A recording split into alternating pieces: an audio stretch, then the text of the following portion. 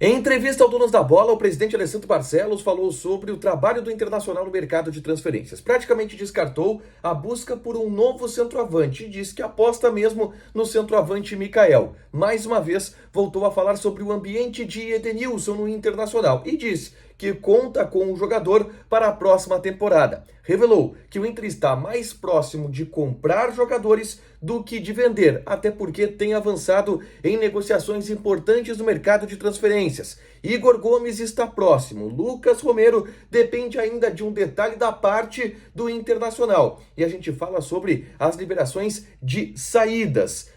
Além disso, Wanderson já tem liberada a possibilidade da sua compra pelo Internacional. E essa história de D'Alessandro no Big Brother, eu busquei informações sobre isso. Esse é o Diário do Inter KTO de quinta-feira, 1º de dezembro de 2022. Tudo bem, gente? Obrigado pela participação aqui. Não esquece de deixar teu like, de inscrever, de ativar as notificações. Bora falar do Internacional aqui no A Dupla. Nesse vídeo, um resumo do que de mais importante aconteceu no noticiário colorado ao longo desta quinta-feira. E eu começo trazendo detalhes da entrevista do presidente Alessandro Barcelos. Nessa quinta-feira, ele esteve presente no Donos da Bola, na TV Bandeirantes. A gente entrevistou o presidente Alessandro Barcelos sobre vários assuntos que envolvem o Internacional e eu vou destacar aqui alguns dos principais temas tocados pelo mandatário principal do clube, tá? E eu começo falando sobre a busca colorada por centroavantes. Eu questionei ao presidente Alessandro Barcelos sobre a dificuldade que o Internacional encontrou no mercado de buscar este jogador, seja porque os atletas que o Inter acha são muito caros ou aqueles que o Inter encontra por um preço acessível não serem do estilo ou do patamar que o Inter esteja procurando. E na resposta, o presidente Alessandro Barcelos, ele deu indicativos de que o Internacional não está procurando um centroavante e que o Inter tem os seus 3 atacantes, os seus 3 camisas 9 definidos para a próxima temporada. E são os que estão no grupo atualmente, o alemão, o Mikael e o Bryan Romero. Da parte do alemão, ele citou toda a surpresa positiva que o Internacional teve com o desenvolvimento desse jogador e aposta que ele tem um nível suficiente e potencial suficiente para ser o titular do Inter na temporada de 2023. E disse ainda que Bryan Romero terá a possibilidade de, com uma sequência de ritmo de jogo, voltar a jogar melhor e que Mikael é a grande aposta para 2023. Algo que a gente já havia dito que era o pensamento colorado. A gente já havia trazido essa informação aqui no A Dupla. O presidente novamente confirmou e disse que quando se contratou o Mikael, se sabia disso, que era um jogador principalmente voltado para a temporada de 2023, que tinha que passar por essa readaptação física. E agora a hora dele chegou e todo mundo espera que ele possa desempenhar um bom futebol e desabrochar no Internacional nessa próxima temporada, tá? Eu gravei um vídeo nesta quinta-feira trazendo uma resposta muito interessante do presidente Alessandro Barcelos, destrinchando como funciona o processo de contratações do Internacional.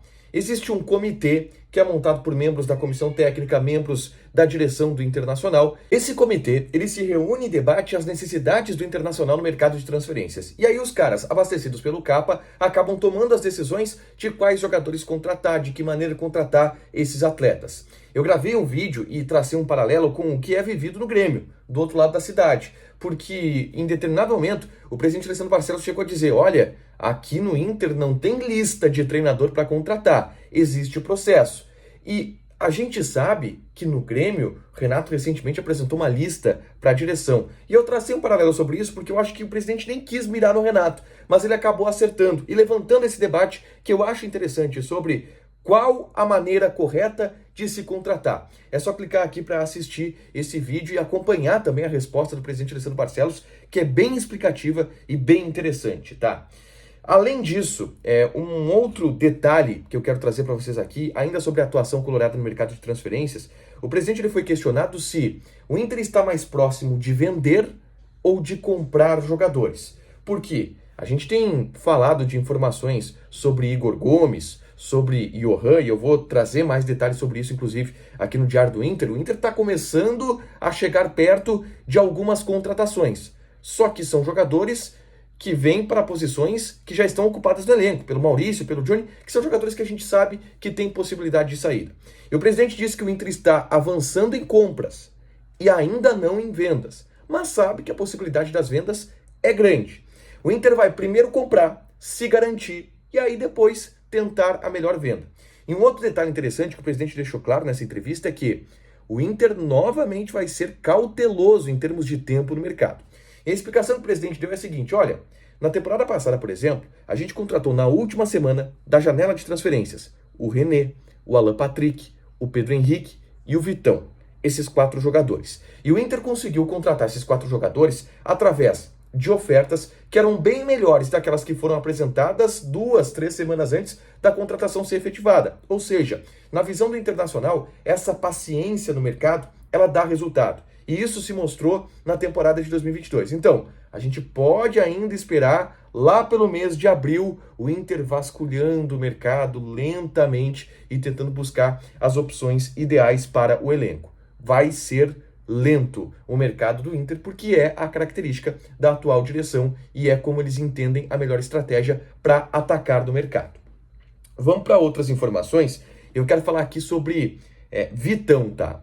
O Inter já iniciou conversas com o Shakhtar Donetsk para tentar contratar o Vitão. Só que aí tem um detalhe que é interessante. O relato que eu recebi é que o Shakhtar Donetsk ele tem uma estratégia um pouco estranha nessas negociações com o Internacional. Porque o Shakhtar sabe que o Inter quer comprar o Vitão. O Shakhtar sabe que está disposto a vender, que o Inter, por exemplo, pode ceder parte do Vinícius Tobias, que o Inter pode ceder outros percentuais, sabe quais os moldes de negócio que pode chegar. O Shakhtar conversa abertamente com o Internacional sobre Vitão, mas na hora de dizer o preço, o Shakhtar não disse ainda. E são conversas que já acontecem há algumas semanas. E até agora, o Shakhtar não deu o preço que quer pelo Vitão. E não dando o preço que quer pelo Vitão, complica o Inter de montar uma operação financeira para comprar esse jogador. O Inter ainda não sabe exatamente quanto vai precisar gastar para comprar o jogador, mesmo que o Shakhtar, e isso é importante, esteja disposto a vender Vitão. Eu ouvi um otimismo da parte do Internacional sobre a chance de se comprar em definitivo o Vitão, mas se tem esse pé atrás por essa postura do Shakhtar.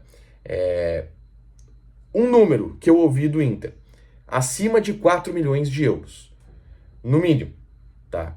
No mínimo, com certeza mais de 4 milhões de euros, menos que isso o Inter não vai pagar.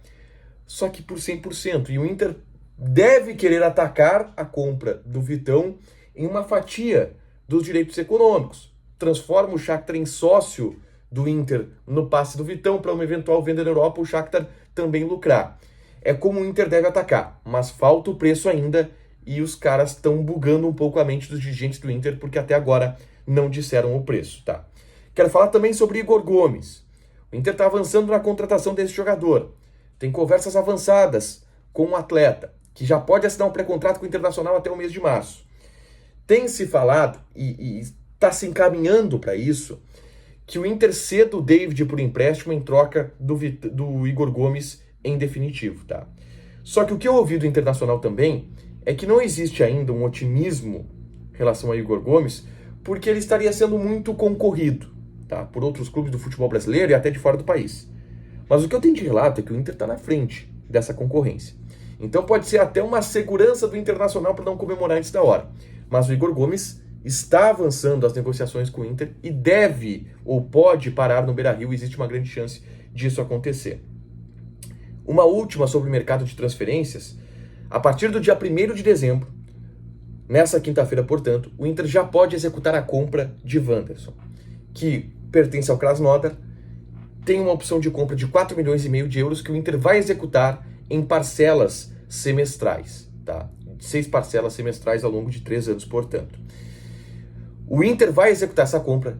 O Krasnodar já sabe que o Inter vai executar essa compra, mas o Inter tinha que esperar o mês de dezembro, porque o contrato previa que essa opção de compra fosse executada em dezembro. O Inter tem agora 30 dias para dar a primeira parcela para o Krasnodar e já ter o Wanderson em definitivo, algo que deve acontecer nos próximos dias. O Inter garante que Wanderson será jogador do Internacional em definitivo.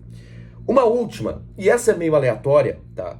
Porque um perfil de fofoca, e é como eu tenho que delimitar tá? Um perfil de fofoca. Até vou dar o crédito aqui pros caras, que é o @esquentaBBB2023. E aí teve uma repercussão no Twitter isso, de que D'Alessandro estaria sendo cotado para estar no Big Brother de 2023. É isso. O tweet diz que o Boninho está em negociações avançadas com a Thaísa, atleta de vôlei, outros influenciadores e tal, e com o D'Alessandro, tá? O D'Alessandro agora é comentarista do Sport TV, né? Tá fazendo um programa diário à noite no Sport TV. Eu conversei com o staff do D'Alessandro, obviamente que isso não procede, tá?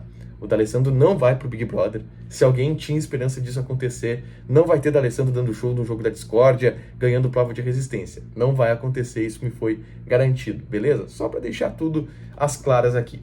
Para fechar, gente, vamos falar de KTO. A gente vai ter o último dia de primeira fase, tá, da Copa. E tem Brasilzão em campo. E a gente vai passar aqui as odds desta sexta-feira de Copa. Coreia do Sul e Portugal ao meio-dia. A odd da Coreia do Sul, 4,33. Empate, 3,8. Vitória do Portugal, 1,81. Eu acho que vai dar empate aqui, tá? Gana e Uruguai. Vitória de Gana, 4,75. Empate, 3,8. Vitória do Uruguai, 1,78. Aqui eu tô indo em vitória do Uruguai. Camarões e Brasil. 8. Tá pagando a vitória de Camarões. 5 o empate e 1,4 Brasil. Não tem como, aqui é Brasil na lata. Sérvia e Suíça, bom jogo, hein? Sérvia 2,75, empate 3,25 e a Suíça 2,75. Eu tô indo de Sérvia aqui. Joga lá na KTO, te registra, coloca o cupom ADUPLA que tu ganha 20% de bônus em cima do teu primeiro depósito. Fechado? Deixa teu like, te inscreve, ativa as notificações que vai ter mais conteúdo aqui no canal. Beijo!